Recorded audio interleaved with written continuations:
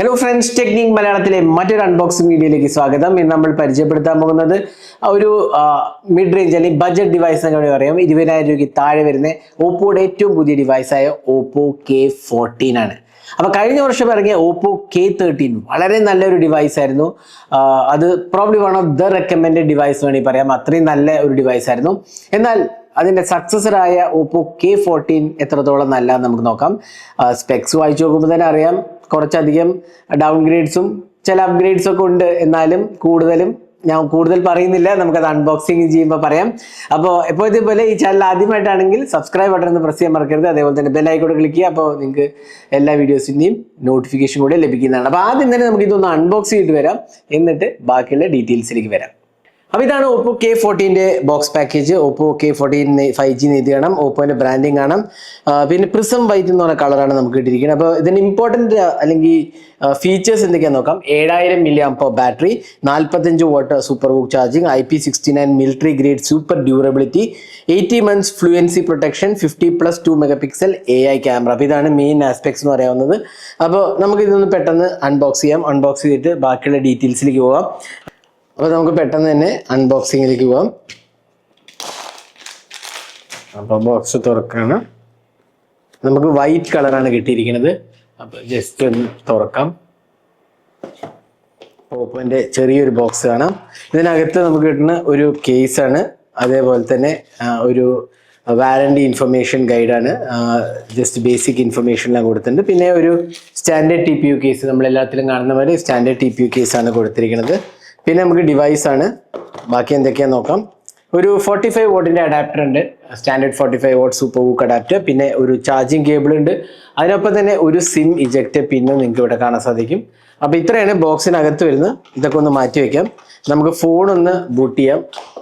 Boot ചെയ്തിട്ട് അതിൻ്റെ വിശേഷങ്ങൾ പറയാം. അപ്പോൾ ഇതാണ് ഓപ്പോ K14. അപ്പോൾ ഇതാണ് പ്രിസം വൈറ്റ് എന്ന് പറഞ്ഞ കളറ്. അപ്പോൾ പ്രിസം വൈറ്റിന്റെ ബാക്കിൽ കണ്ടില്ല, നിങ്ങൾക്ക് ഒരു പാറ്റേൺ കാണാൻ സാധിക്കും. ഒരു പ്രിസമിന്റെ പോലെ തന്നെ ഉള്ളിലൊരു പാറ്റേൺ കാണാം. ഈ ഒരു ഭാഗത്താണ് നമ്മുടെ ഡ്യുവൽ ക്യാമറ സെറ്റപ്പ് വരുന്നത്. സൈഡിലൊരു ക്രോം ഫിനിഷാണ് കൊടുത്തിരിക്കുന്നത്. ഇവിടെ സിം ട്രേ ആണ്. ഇത് power button finger print scanner കൂടിയാണ്. ഇവിടെ വോളിയം കീസ് കാണാം. താഴത്ത് നമുക്ക് സ്പീക്കർ യൂണിറ്റ് കാണാം. അതേപോലെ 3.5mm ഓഡിയോ ജാക്കും കാണാൻ സാധിക്കും. മോൾ ഭാഗത്ത് ഓപ്ഷൻ സ്ലോട്ട്സോ ഒന്നുമില്ല. അപ്പോൾ ഡിസൈൻ ലാംഗ്വേജ് കുഴപ്പമില്ല, അത്യാവശ്യം നല്ല ഗുഡ് ലുക്കിംഗ് ഡിവൈസാന്ന് പറയാം. പ്രത്യേകിച്ച് പ്രിസം വൈറ്റ് നല്ല ഭംഗി കൊണ്ട് കാണാൻ. പിന്നെ സാർ വാല്യൂ 1.38 ആണ്. ഹെഡ് സാർ 0.893 ആണ്. ബോഡി സാർ വരുന്നത്. പിന്നെ ഇത്രയാണ് ഇതിന്റെ ഡിസൈൻ ലാംഗ്വേജ്. പിന്നെ ഇതിന്റെ ഡ്യൂറബിലിറ്റിക്കാണ് ഇമ്പോർട്ടൻസ് കൊടുത്തിരിക്കുന്നത്. അതായത് IP68 IP69 റേറ്റിംഗ് ആണ്. വളരെ ഹാർഷ് കണ്ടീഷൻസിലൊക്കെ വിത്ത്സ്റ്റാൻഡ് ചെയ്യുന്ന ഡ്യൂറബിലിറ്റിയാണ് ഓപ്പോ K14 കൊടുത്തിരിക്കുന്നത്. പിന്നെ ഇത് ഫിംഗർ പ്രിന്റ് സ്കാനർ ആണ്. ഇത് AMOLED ഡിസ്പ്ലേ അല്ല, അതുകൊണ്ട് തന്നെ in display fingerprint scanner അല്ല, side mounted fingerprint scanner ആണ് കൊടുത്തിരിക്കുന്നത്. ഇനി നമുക്ക് ഫ്രണ്ട് ഡിസ്പ്ലേയിലേക്ക് വരികയാണെങ്കിൽ നമുക്ക് ഇവിടെ കിട്ടുന്നത് ബെസൽസ് നോക്കി. ഈ സൈഡ് ബെസൽസ് കുഴപ്പമില്ല, എന്നാൽ താഴത്തെ ബെസൽസ് ഡെഫിനറ്റ്ലി ലാർജാണ്. അതുകൂടാണ്ട് തന്നെ ഇത് LCD പാനലാണ് ഇത്തവണ കൊടുത്തിരിക്കുന്നത്. K13 ആയിട്ട് അപേക്ഷിച്ച് നോക്കുമ്പോൾ K14 LCD പാനലാണ്, AMOLED അല്ല, 120 Hz. അതുകൂടാണ്ട് രണ്ടാമത്തെ ഡൗൺ ഗ്രേഡ് എന്താ വെച്ചാൽ ഇത് HD+ റെസൊല്യൂഷൻ ഡിസ്പ്ലേ ആണ്. ഫുൾ HD AMOLED HD+ LCDക്ക് മാറിയിരിക്കുകയാണ്. ഇത് വലിയൊരു ഡൗൺ ഗ്രേഡ് ആയിട്ട് എനിക്ക് തോന്നുന്നത്. എന്തുകൊണ്ടാണ് ഇങ്ങനെ ഒരു downgrade? Prices cut down ചെയ്യാൻ വേണ്ടിയിട്ടായിരിക്കും എന്ന് എനിക്ക് തോന്നുന്നു. ഇപ്പോഴത്തെ മെമ്മറി ആൻഡ് ഇതിന്റെ കാരണം കൊണ്ടായിരിക്കും ഇത്രയും വലിയ ഡൗൺ ഗ്രേഡ് വന്നിരിക്കുന്നത്. ഡിസ്പ്ലേ ക്വാളിറ്റി കുഴപ്പമില്ല. 1125 നിറ്റ്സ് ആണ് പീക്ക് ബ്രൈറ്റ്നസ് വരുന്നത്. പിന്നെ ഇതിനകത്ത് ടച്ച് റെസ്പോൺസ് കുഴപ്പമില്ല, എന്നാലും കളേഴ്സ് ഒബ്വിയസ്ലി AMOLEDന്റെ ആ ഒരു റിച്ച് ലുക്ക് ഒബ്വിയസ്ലി കിട്ടില്ല. അപ്പോൾ ഇതാണ് ഇതിന്റെ ഡിസ്പ്ലേ ക്വാളിറ്റി പറയുക. ബെസൽസും താഴത്തെ ബെസൽസ് കുറച്ച് അധികം തന്നെയാണ്, ഡെഫിനറ്റ്ലി പറയാൻ സാധിക്കും. പിന്നെ അടുത്തത് നമുക്ക് ഇതിന്റെ സോഫ്റ്റ്വെയറിലേക്ക് പോകണമെങ്കിൽ സോഫ്റ്റ്വെയർ ColorOS ആണ്. ഒബ്വിയസ്ലി നമുക്കറിയാം ഓപ്പോന്റെ ഫോൺസ് എല്ലാം തന്നെ ColorOS 15 ആണ്. ഓപ്പോ ഇതിന് വളരെ ഫ്ലൂയിഡ് എക്സ്പീരിയൻസ് ഒക്കെ എന്നൊക്കെ പറയുന്നത്, അതായത് 60 months ഫ്ലൂയിഡിറ്റി ഒക്കെ പറയുന്നുണ്ട്. വളരെ സ്മൂത്ത് എക്സ്പീരിയൻസ് ആയിരിക്കും എന്നൊക്കെയാണ് പറയുന്നത്. അപ്പോൾ അതാണ് അതിൻ്റെ ഒരു ഫീച്ചറായിട്ട് ഓപ്പോ പറയുന്നത്. എന്നാൽ ഒരു പോരായ്മ എന്താ വെച്ചാൽ ColorOS 15 ഉള്ളൂ. അത് കൂടാണ്ട് തന്നെ ഇത് ആൻഡ്രോയിഡ് 15 ആണ് വരുന്നത്, ആൻഡ്രോയിഡ് 16 ഇല്ല എന്നുള്ളതാണ്. പിന്നെ 2 years of Android updates, 3 years security patches ഉണ്ട്. പക്ഷെ അതിൽ ഒരെണ്ണം തന്നെ ആൻഡ്രോയിഡ് 16ലേക്ക് പോകും. അപ്പോൾ ഇൻഎഫക്റ്റീവ്ലി 1 മേജർ ആൻഡ്രോയിഡ് അപ്ഗ്രേഡേ ഉള്ളൂ എന്ന് പറയാം. അപ്പോൾ സോഫ്റ്റ്വെയർ എക്സ്പീരിയൻസ് ഡെഫിനറ്റ്ലി നല്ലതാണ്. നമ്മൾ കളർ വൈസ് നമുക്ക് അറിയാമല്ലോ, നല്ല സ്മൂത്ത് എക്സ്പീരിയൻസ് ആണ് വരുന്നത്. അപ്പോൾ അതിലും ആ ഒരു ഇഷ്യൂ ഒന്നും ഇല്ലാതെ തന്നെ വളരെ സ്മൂത്ത് ആയിട്ട് എനിക്ക് എക്സ്പീരിയൻസ് ചെയ്തു. അപ്പോൾ വളരെ നല്ലൊരു എക്സ്പീരിയൻസ്. അപ്പോൾ അതുകൊണ്ട് തന്നെ ഇതിൻ്റെ ഫ്ലൂയിഡിറ്റിയാണ് ഓപ്പോ ഒരു ഹൈലൈറ്റ് ആയിട്ട് പറയുന്നത്. അപ്പോൾ അത് നമുക്ക് ആക്ച്വലി എക്സ്പീരിയൻസ് ചെയ്യാൻ സാധിക്കും. അപ്പോൾ നല്ലൊരു സ്മൂത്ത് എക്സ്പീരിയൻസ് ആണ് ഈ OS വരുന്നത്. എന്നാലും ഒരുപാട് ബ്ലോട്ട്വെയർസ് ഇൻക്ലൂഡഡ് ആണ്, പക്ഷെ നമുക്കത് അൺഇൻസ്റ്റാൾ ചെയ്ത് കളയാന്നുള്ളതാണ്.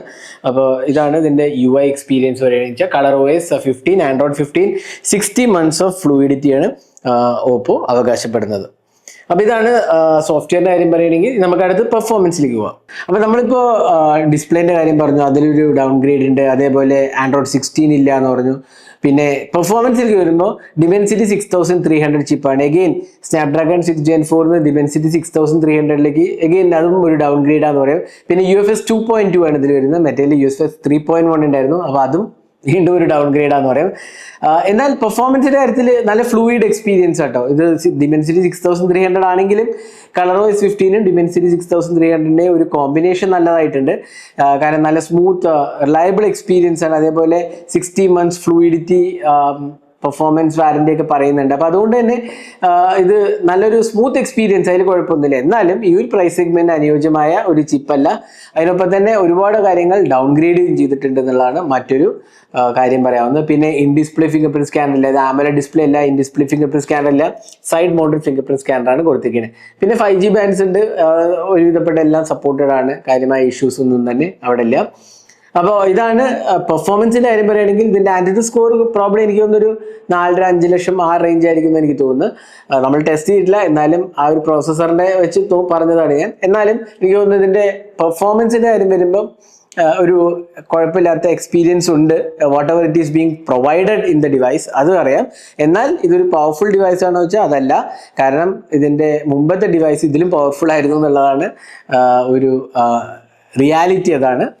അപ്പോൾ ഇതായിരുന്നു നമ്മുടെ പെർഫോമൻസിന്റെ കാര്യം പറയുന്നത്. ഇനി ക്യാമറയിലോട്ട് പോകുമ്പോൾ ഇവിടെ നമുക്ക് 50 MP ക്യാമറ, അതേപോലെ ഒരു ഡെപ്ത് സെൻസറുമാണ് വരുന്നത്.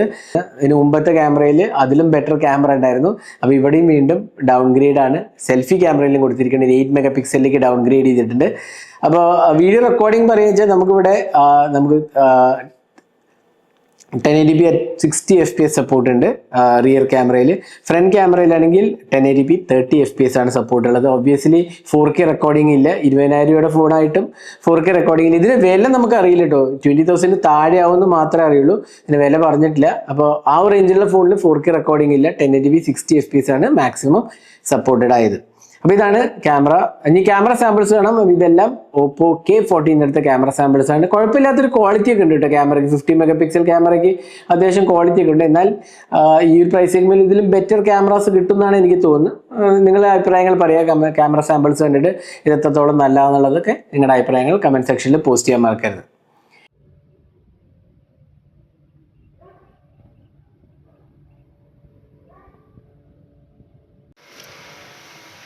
1080p selfie video.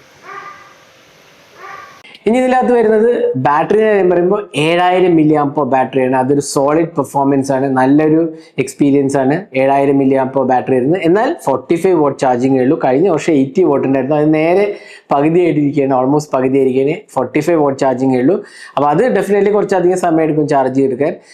അപ്പം ഒരു 1.5 മണിക്കൂറിലേറെ എടുക്കും 7000 mAh ചാർജ് ചെയ്തെടുക്കാൻ. എന്നാൽ ബാറ്ററി പെർഫോമൻസ് അല്ല, കാരണം HD+ ഡിസ്പ്ലേ ഉള്ളൂ. അപ്പോൾ അതുകൊണ്ട് തന്നെ ബാറ്ററി ലൈഫ് അടിപൊളിയാണ്. അപ്പോൾ അതിലൊരു പോരായ്മയും തോന്നുന്നില്ല. അപ്പോൾ ഇതായിരുന്നു Oppo K14 unboxing first impression. Overall നോക്കുകയാണെന്ന് വെച്ചാൽ ഇതിൻ്റെ മെയിൻ ആസ്പെക്ട് 7000 mAh ബാറ്ററി, നല്ല ഫ്ലൂയിഡ് എക്സ്പീരിയൻസ് ആണ്. അതേപോലെ എന്താ പറയുക, ഡ്യൂറബിലിറ്റിക്കാണ് ഇമ്പോർട്ടൻസ് കൊടുത്തിരിക്കുന്നത്. IP68, IP69, അതേപോലെ മിലിറ്ററി ഗേറ്റ് സർട്ടിഫിക്കേഷൻ, അങ്ങനത്തെ കാര്യങ്ങളൊക്കെ തന്നെ ഉണ്ട്. അപ്പോൾ ഇതൊക്കെയാണ് ഇതിൻ്റെ ഇമ്പോർട്ടൻറ്റ് ആസ്പെക്ട്. എന്നാൽ ഒരുപാടധികം ഡൗൺ ഗ്രേഡ്സും ഉണ്ട്. ചാർജിങ് സ്പീഡ് കുറഞ്ഞിട്ടുണ്ട്, പ്രോസസ്സർ ഡൗൺ ഗ്രേഡ് ഉണ്ട്, ഡിസ്പ്ലേ ഡൗൺ ഗ്രേഡ് ഉണ്ട്, UFS ഡൗൺ ഗ്രേഡ് ഉണ്ട്. അങ്ങനെ ഒരു കാര്യങ്ങൾ ഡൗൺ ഗ്രേഡ് ചെയ്തിട്ടുണ്ട് K14, K13 ആയിട്ട് നോക്കുമ്പോൾ.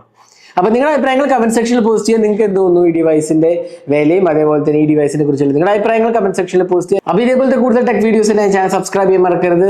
Thanks for watching. Hope to see you next video. Have a great day.